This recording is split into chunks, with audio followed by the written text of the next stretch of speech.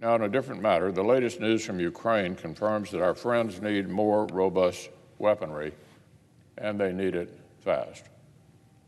Outgunned Ukraine needs more weapons fast as Russia advances, officials say. Ukraine pleads for weapons, saying Russia has much more artillery. The people of Ukraine have inspired the world with their resilience, but resisting Russian aggression takes reliable supplies of lethal force. As the Biden administration continues to provide shipments and prod our allies, they must adopt the kind of strong and positive posture that has eluded them at earlier points in the conflict. As early as last November, I was urging sanctions for deterrence and pushing for NDAA provisions to send enhanced lethal aid last November. Throughout December and January, I urged the President to bolster NATO's eastern flank with more U.S. forces and get more weapons to Ukraine's forces before Russia attacked. In February, I called on President Biden to anticipate Russian manipulation of energy markets and back off his own holy war against domestic American production. But for months, the Biden administration seemed actually more focused on deterring itself than deterring Putin. Too much hesitation, too much hemming and hawing, too little preventive action in advance.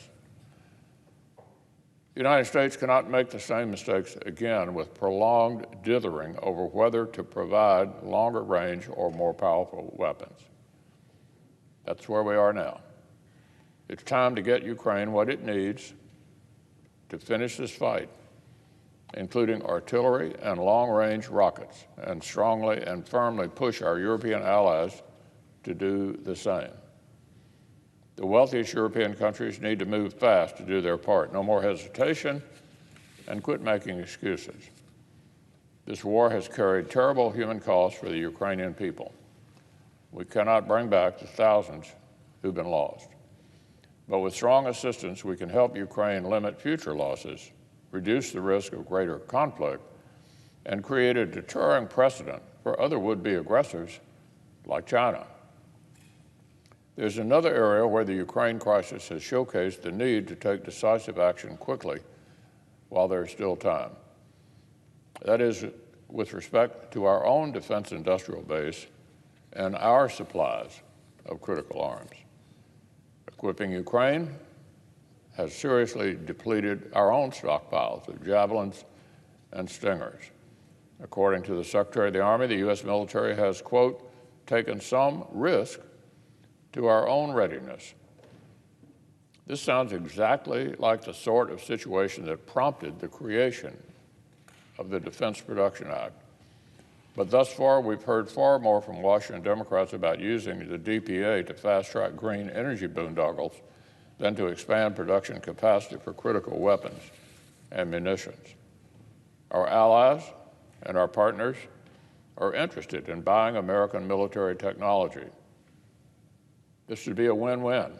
Allies spending their own money to strengthen themselves by buying American and making our militaries more interoperable in the process. But too often, our partners are hamstrung by American constraints on the process, like the heel-dragging bureaucracy that runs our military sales and lagging production schedules. We must adequately stockpile weapons and munitions for our own military and have sufficient supplies and production capacity to arm our friends, and we need to do this before it's too late. Building up our own stores, upgrading our allies, is the best way we can avoid nightmare scenarios down the road where America could be forced into a terrible choice between committing U.S. troops to a conflict or doing nothing. The remedy is to help our allies upgrade their military capabilities in advance. Of course, this takes money. All the serious preparations and military modernization that it will take to compete with Russia and China require resources.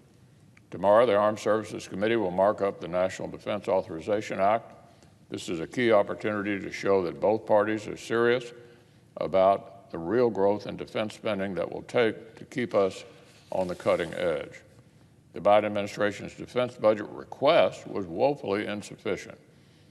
The president proposed a real dollar cut for defense spending after President Biden's own inflation. Our colleagues on the committee must help Congress deliver an NDAA that provides for real, robust growth above inflation so that we can modernize our forces, ensure adequate inventories of critical weapons and munitions, and keep America safe.